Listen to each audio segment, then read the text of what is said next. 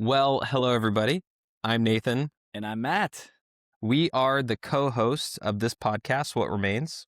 We are also the co founders of Okape, which is the company that's sponsoring this podcast. Thank you, Okape.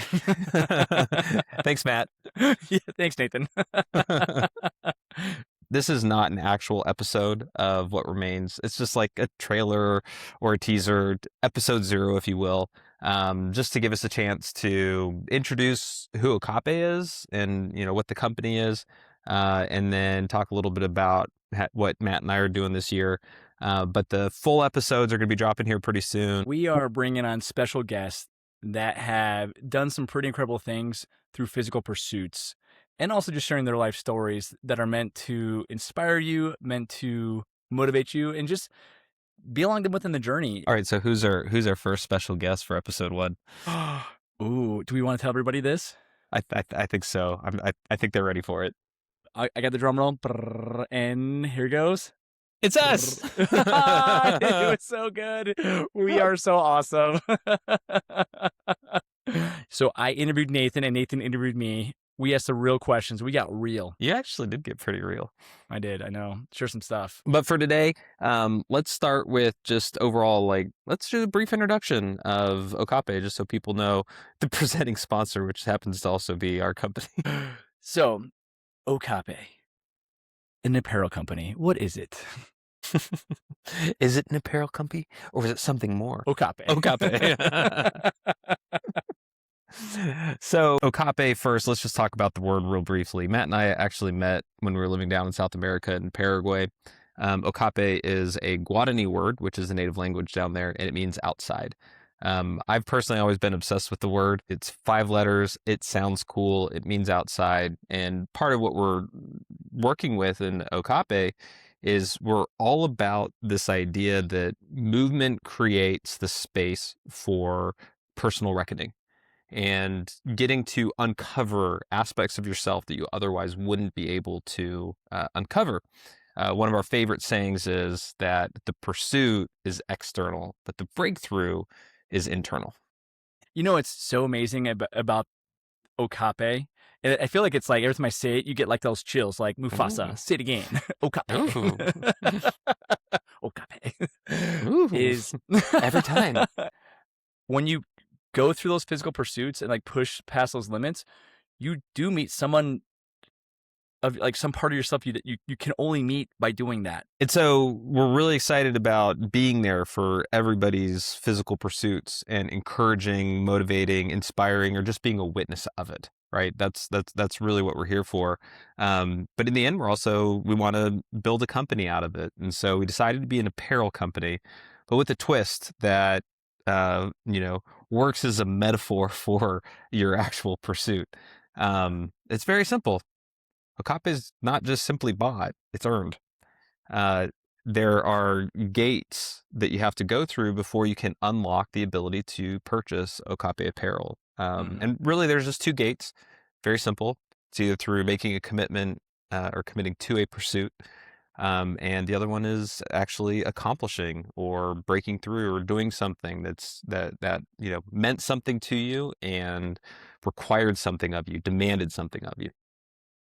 Here's what I love about this is when Nathan told me about Okape a year ago, he goes, "Hey, Matt, I want to sell you apparel, but you can't buy it."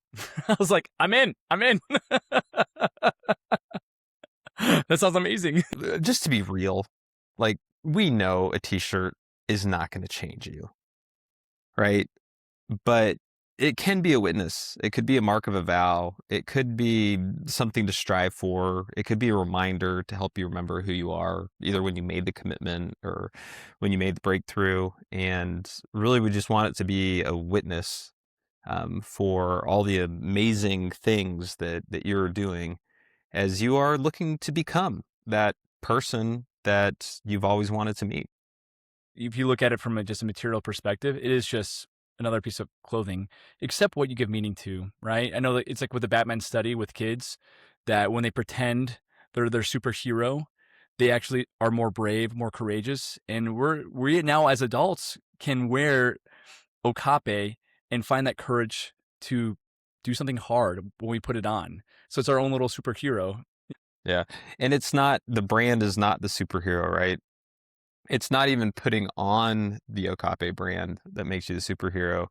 It's what you have done. It's what you've committed Mm-hmm. to. It's all about you. I mean, all of it. And so because of that, there's some unique features that you're going to be finding within the Okape apparel.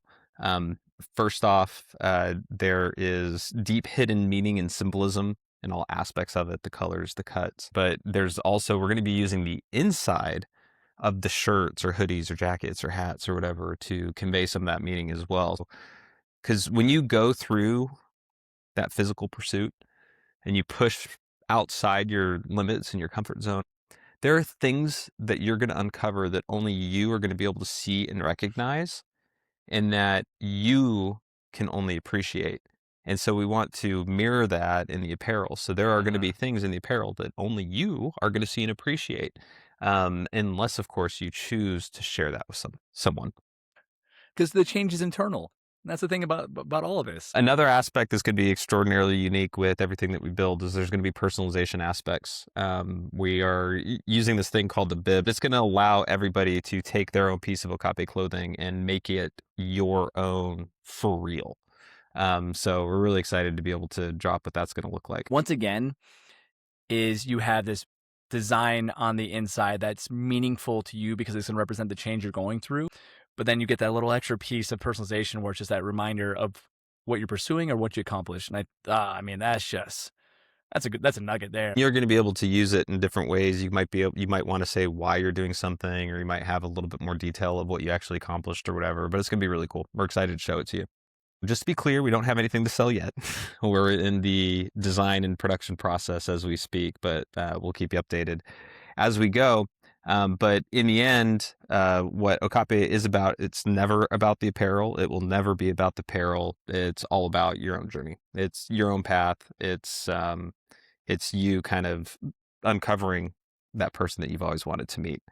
Matt and I on our own journeys of committing to things that demand something of us and trying to find, there's joy and connection and meaning along the way. And so, Matt and I made I think it's fair to say a little bit of a stupid decision. A little bit of stupid decision. It's very stupid. And let's tell them why. Well, okay. So last year we were like, oh, we have a great idea. It's 2026. Let's make not just like one big commitment that demands something of us. Let's make 6 of them. Well, because, Matt, 6 and 26, it just sounds so good. Like, this is what we got to do. All things that rhyme and sound good we should do. And we just came up with the 6 most insane, crazy, hard things to do. Well, yeah, for us. Some people might look at it and be like, oh, this is all easy. But we were like, no, for us, like where we're at in life and where we are, like what are things that genuinely scare us that would be like even one of these alone would be a great accomplishment. Well, then let's come up with 6. And then what's really exciting about that is you get to a point where you push past it and like, I don't know who that person is. I don't know how I'm going to respond walking 24 hours straight on a hike that scares me. I'm excited to meet that person. I don't know how I want to do, but it was like, it's exciting, and so that is our first big thing we're going to do. We're doing a 24-hour hike at Yosemite, and we're doing the whole 40 miles without stopping. Like we're up for 24 hours, and there's parts where it's like you're on a cliff edge, and that's awesome and exciting and terrifying. Yeah, just so everybody knows, Matt is scared of heights, specifically of cliff's edges. And there is a good reason for it. My dad held me over the edge of Pikes Peak when I was like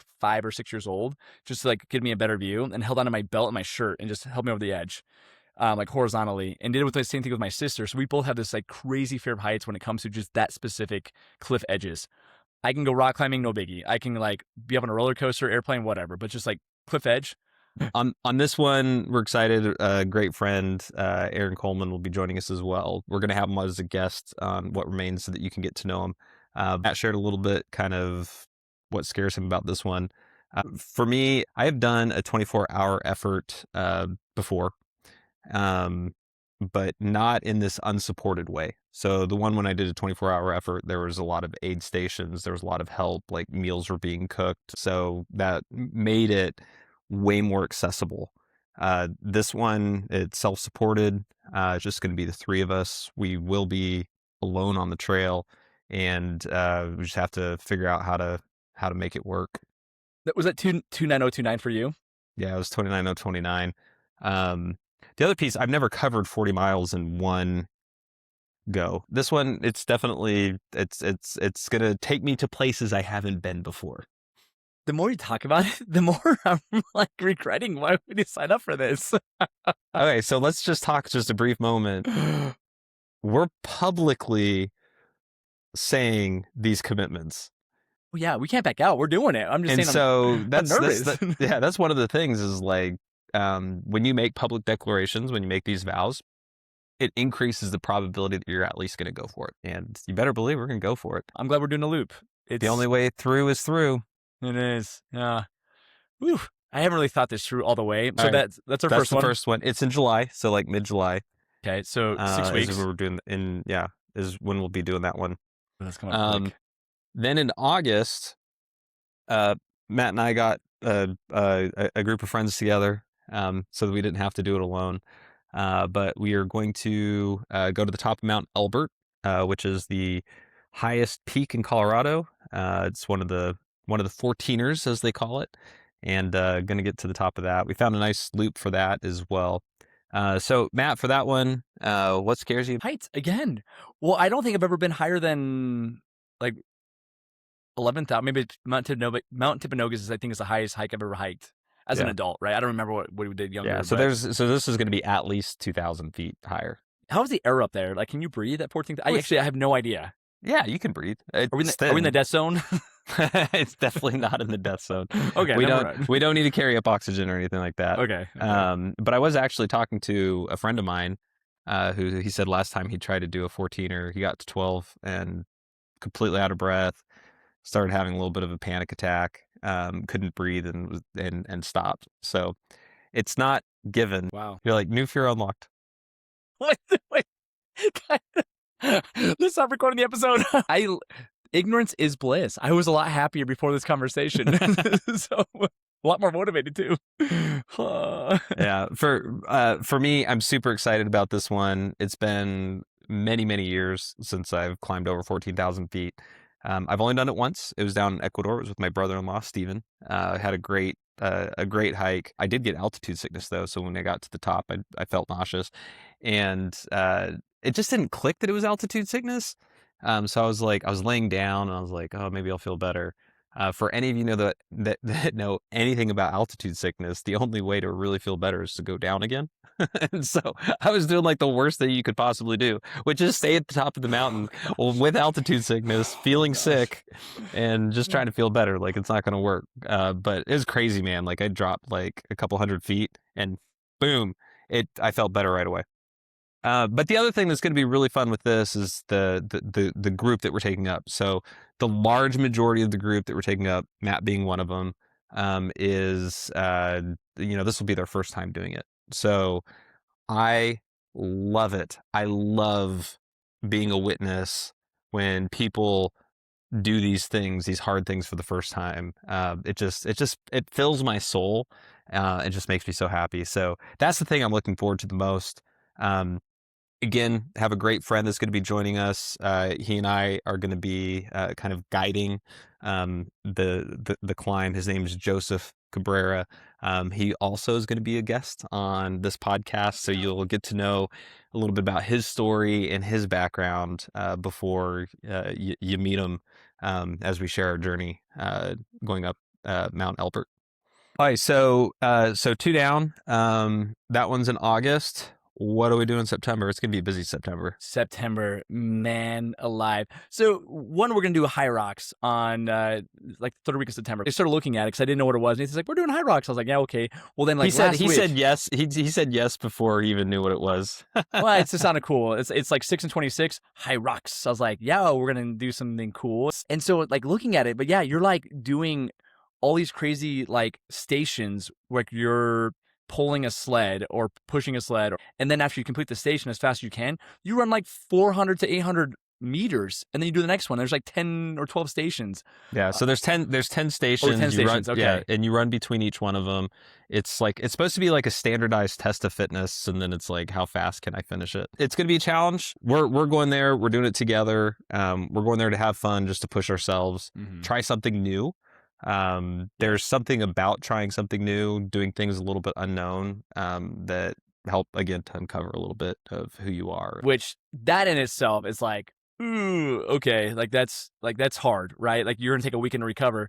Oh no, wait, let's Why do would something you crazy. take a weekend to recover? Yeah, no, we're not gonna do that. While we're sore, while we're like nursing our wounds, we decided to hike Mount Timpanogos the very next day. So 7 miles. We're going to the top of Mount Timpanogos. I think it's like 11,000 feet or so. Somewhere around there. Yeah. And we're gonna stay up there for 24 hours straight. And for those that have been to Mount Timpanogos, it's all rocky up there. I've been there one time, and there's like a little cabin at the very top. Well, not even a cabin. It's like a lookout area, It's all right? open air. Yeah. It's all open air. And so we're going to be up there and hang out for 24 hours straight once we get to the top. And then everybody who comes up, we're going to get a picture with them. We're going to have them tag it, like post on Instagram, whatever it might be, interview some people. It's going to be awesome. And we get them a Okape, I hiked Mount Timpanogos hat, whatever design we're going to do. That's going to be very Okape. But what the crap, man? Like we're gonna be so tired. Well, so I mean, part of this was logistically, but I actually like it because this is going to help us push a little bit more. Crazy more. The hike to the top of Mount Timpanogos, it's definitely a hard hike. It's hard. It's a great accomplishment, but Mount Elbert is definitely harder. And then that 40-mile hike in Yosemite, I don't think we shared this, but there's like 11,000 feet of elevation gain, like as we're going through. What now? Don't worry about that, Matt. It's fine. It's fine. Don't worry about that. So this hike isn't like the hardest, and that's not the biggest reason that we're doing it. For this one, it's all about us trying to be a witness and encourage other people. So we want to make it a community event. This is going to be like one of the first things that we're trying to do with Okape to kind of build out that community, just doing an open invitation. Anyone that makes it up there is going to get one of the first pieces of Okape apparel that's going to be available. And the only way to get it is to meet Matt and me at the top of Mount Timpanogos, and we're going to hand it to you. And we just thought that would just be so much fun to be able to be a part of, and we hope that there's a lot of folks that will come and join us for that. I just thought of something that I don't know if we thought about. Is we're gonna have to bring the hats up with us. How do we know how many to make? I don't know. Because what happens? We run out, and we're like, sorry, Sorry, too bad. Yeah, like 100 hats.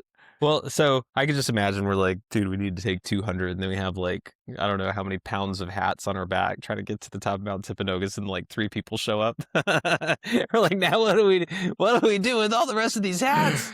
The last person I feel bad for, because we're like, hey, here's 197 hats. Good luck. In case one breaks, you have an extra one. Yeah. In case that one breaks, you have 196 more. That one's gonna be September. So the Hyrox is on a Friday, and then we're gonna go to the top of Timpanogos on Saturday, and then come back down on Sunday. After 24 hours. Well, and here's it's a weekend, so I'm assuming a lot of people do this. So, like when I went, I've been one time with my friends Ryan. We hiked halfway, slept in a hammock, and hiked the rest of the way. But it was like nonstop people hike. This is one of the most popular hikes in Utah. So I think we need like 1,000 hats. Oh, we don't need 1,000 hats. 2,000. 2,000 hats. You want to make it 3? Keep if talking. Everybody listening to this podcast show up, we'll need 3 hats. One for me, one for you. Wait, do we get a hat though? Like, do we get one? Like, we're gonna give one to each other? I mean, we're gonna earn it, right? Yes. Yeah. It's awesome. Yeah, we're gonna earn it. Are you gonna cry when you get your first hat? When I bestow it upon you? I think it depends on how many hats I'm carrying on my back on the way up, whether I'm gonna cry or not.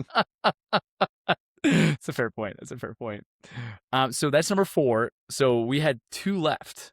We have 2 left, yeah. So we haven't scheduled these yet, but they're going to be done in the fall or the winter. So the first one, I'm gonna leave my favorite one for Matt for the last one. Um, Oh, so oy so number five, it's a 50K trail run.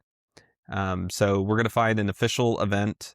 Neither of us have ever done an ultra marathon. Actually, Matt, you've never done a marathon either, have you? Never done one. No, I done Yeah. a kind of a half with Spartan, right, up and down a mountain. Yeah. So it's like Oh, it's the same. that's a hard half marathon. Yeah. Yeah, Yeah.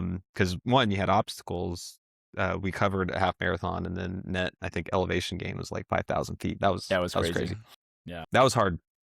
So an ultra marathon will be hard as well. yeah. So what about this one? What scares you?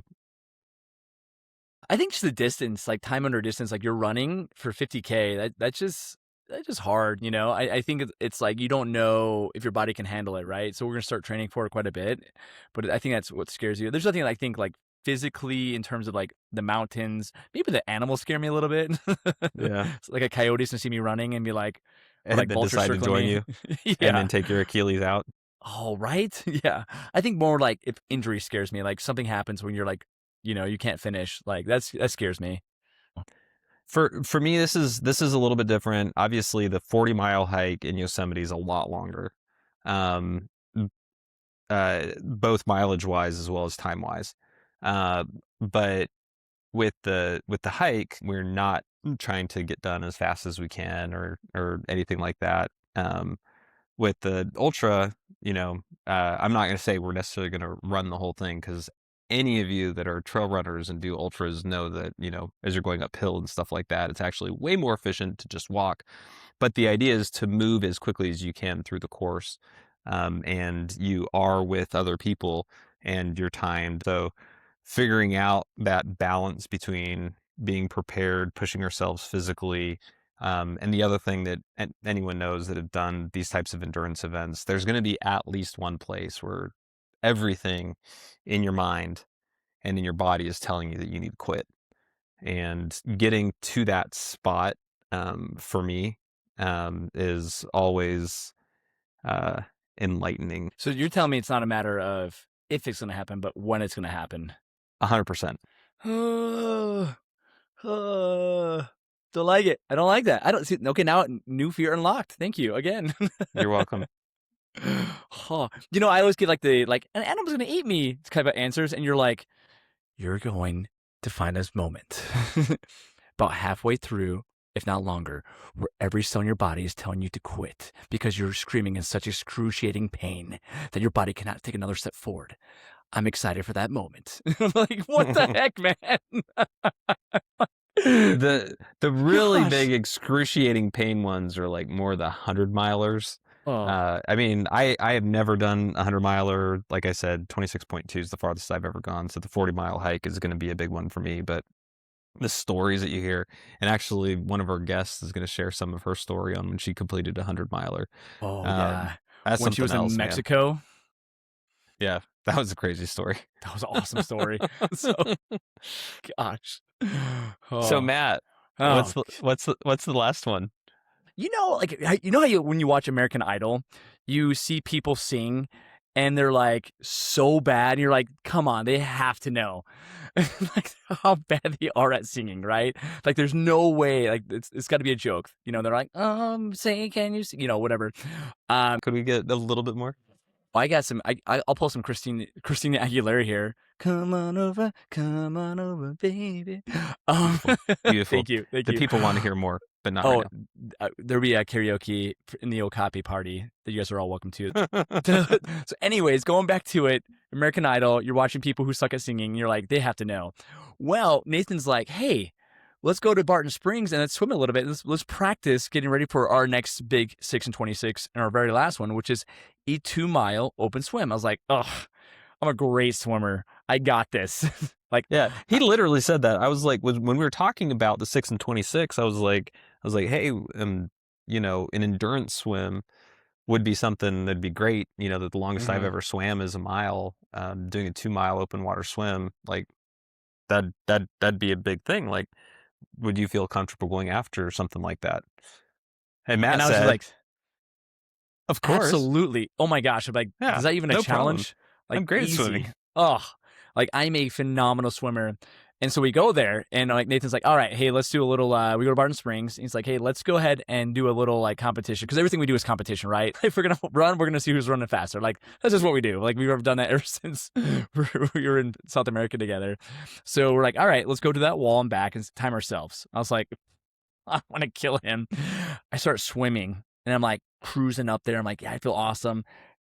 Touch the wall, come back, a little out of breath. And Nathan's face was just like that kind of look where his eyes were all big, his mouth was just like, I was like, yeah, because I was so fast.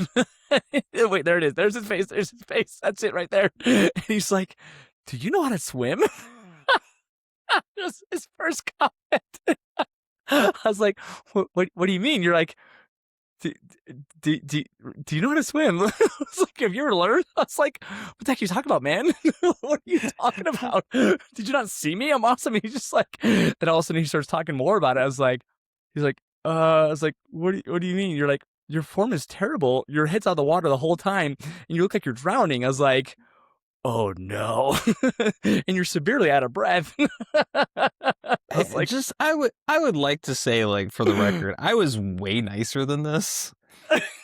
How your face said differently though. Your face was just like, well, okay. So I've swam my entire life. There was actually a good portion of my growing up years where I felt more comfortable swimming in a pool than walking on the ground. Because I was just in it so much. I was a lifeguard, I was a diver, and swim, all that stuff. And so when Matt's like, oh yeah, no, I could do 2 miles, like in my head, there were assumptions that were made. And then I watched him swim like not even 50 meters. Phoebe running is the best way to That's probably, I mean, yeah. Yeah, from Friends. Phoebe running like Friends. Yeah, it's okay. We call it spit. I'm not egotistical. I get it. So I was like, Matt, why did you say you would swim 2 miles with me? Like, I'm not sure if you could do 100 meters. I don't know if I can. Well, I could, just not quickly. You could, right? Yeah. And we're not going for time, which is fine. I will tell you, like, for me, the thing that scares me about this has moved from whether or not I can complete it to make sure that Matt doesn't drown. New level unlocked. We talk about physical pursuits. Now you have to worry about you and me. You're welcome. You're welcome. So we will, when we do this open water swim, we will definitely have buoys attached to both of us. We are going to have support craft with us as well throughout this thing. Wait, just really? to make sure. Yes. Well, then what happens if I touch it though? That doesn't count anymore, right? Yeah, exactly. So you can't touch it. But I'm not going to have you die on our open water swim. Burn the ships, Nathan. This is Cortez. We're going to burn the ships. So repeat, I am not going to have you die on this open water swim. Hey, but no, actually, the reason that we're going to do all that, Matt, is so we could get good video footage. It's not to help us at all. Don't worry. Yeah. There we go. Okay, good. Yeah, I just want to make sure. Okay. It's just for good video. Don't worry. They're not trained lifeguards or anything. Okay, good. Well, here's what's crazy about this whole thing. I still feel very confident in my ability to swim 2 miles. I was like, I just had an off day. It's fine. It's just an off day. It's off day. I'll do it again. It'll be fine. What that is. It'll be fine. I will say, Matt, you have a good foundation, right? You're a fit person. There's very small changes that we can make to your stroke to work with you. I'm very buoyant. Actually, you're not. Take it. But it'll be fine. I'm sure we'll figure out a way to get through it somehow. Yeah. Well, there you have it. There is our 6 and 26 wide range of things we're going to be doing, and each of it you can see how it's going to be literally pushing past any physical limit that Nathan and I have done before, to where you're going to see some raw footage. Like I think I haven't cried since I was 14. You're going to hear that on the podcast. Like just don't know why, right? Maybe I do know why. And I think this might be a time where like I might shed some tears. I'm kind of excited. I've done lots of different endurance stuff. We talked about the 29:09. I've done a marathon. I also did this thing called the Go Route Challenge, and I've done the Texas Independence Relay where a group of us did 216 miles, you know. So what's funny is in almost everyone at some point close to the end, you cry. It's a little bit out of relief that it's almost over. But quite honestly, like it is emotional getting to that point where like I did something very few humans have ever done. And I proved something to myself about me. And it does get a little overwhelming. So I think it's true. I think you'll actually see that, Matt. Well, how exciting is this? Like, we just talked about Okape, just the like what this company is all about and what this podcast is all about, going back full circle, is like you are doing these physical pursuits that demand something of you, right? And you're thinking, why? Well, why not? Because you are unlocking something in yourself that you didn't know was there. Like, I'm excited. Like, I have never done anything that vigorous in my entire life. And I don't know how I'm going to react. I don't know what that person's going to look like. And I don't know what I'm going to be on the other side of that. And I'm excited to meet that person. Like, well, I'm terrified to meet that person. And it's probably a little bit of both. Yeah, it usually So, comes with both, right? yeah. It's that step into the darkness is that step into the fear, but deciding to move forward anyways is where the magic happens in life. Did you just come up with that? Uh, I had it written on my note cards here. Did you really? No, no, I don't have note cards. For those that are listening, Nathan looked at his hand. I really thought he like wrote it on his hand. Where do you pull this stuff out of? We also just kind of recognize like this is kind of ludicrous, right? Yeah. Like we're in our 40s. We both have young kids. Yeah. We're starting a business. We have all these responsibilities, and we're like, you know what? let's let's not just do one thing that pushes us. Let's do 6 of them. 6 and 26. 6 and 26. 7 and 27. No, Eight. no. We're not saying this out loud. I Eight do we're not gonna know hate. if we're gonna. Oh man, all the rhymes, all Yeah. the rhymes. But in 7, the end, you like, gotta make it to heaven. Yeah. No, oh sorry. gosh. But like, this isn't performative. It really is just us. Like, we believe in what we're doing at Okape, and we want to live. We want to live the Okape way. We want to Yeah. live the lifestyle, and we thought, what better way to do it? And um, we're going to share this whole journey, but it's not to be performative. It's not for the sake of sharing. We're not going to just be showing you the highlights. Like, we're going to show you all of it.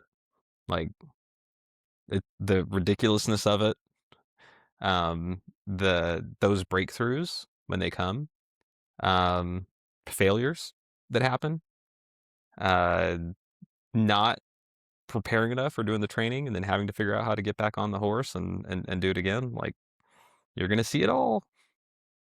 I think what's gonna be so interesting is like you have a plan and you think it's gonna go very much linear, right? It's gonna be we plan it, we hike it, we do it, tough moments, But I think it's like there's gonna be some crazy things that are gonna happen, like unexpected things, like and you don't know what it is, you can't plan for it, and it's just like, yeah, it's gonna be real, it's gonna be raw, it's gonna be exciting, and we're excited to have you guys join us with it, and we're gonna record everything along the way, Yeah, everything and Blair Witch we style. Blair Witch style. Yeah, it's true. And we genuinely want to hear about other people's pursuits that you're going after and hear about your own journeys on what you're up to and what you're uncovering about yourself. Because in the end, like we said before, the pursuit is external, but the breakthrough is internal. And I know it's cliche, but I'm going to say it anyways. It's never about the destination. It's all about the journey. And um, going after something, committing to something, and then going after it, no matter the result, whether you're successful or not, the fact that you committed to it and you tried and you went after it, that's what it's all about. Mm. Mm. I'm gonna read off my note card as well. Excuse me. And it's about your journey. I think that one thing that is so amazing about Okapi and what we're trying to build is we're not trying to attach your identity to our brand. We want to make sure that this brand unlocks your identity, unlocks who you are. Cross That, out. I know it that was just good. came. That was good. I just pulled the Baumeister. Yeah, I see. that I was want to good. have my name be a verb like that, where like I pulled the Baumeister is like something awesome. Right now, it's like I pulled a Matt. It's like, oh crap, who did you punch? Just to be What clear, did you no say? one uses Baumeister as a verb like that. But Really? thanks, Matt. No. Oh well, I do. So Awesome. Well, thanks for joining us for our teaser trailer, episode 0. We're really excited to launch this podcast. The first episode will be coming soon. So make sure to subscribe and follow along and share this with folks. I'm Nathan, I'm Matt. and this is not quite yet, but almost What Remains, an Okabe podcast. Podcast of Okape. With the presenting sponsor, Okape. Okape. We also have. We forgot to mention our other sponsor, Okape.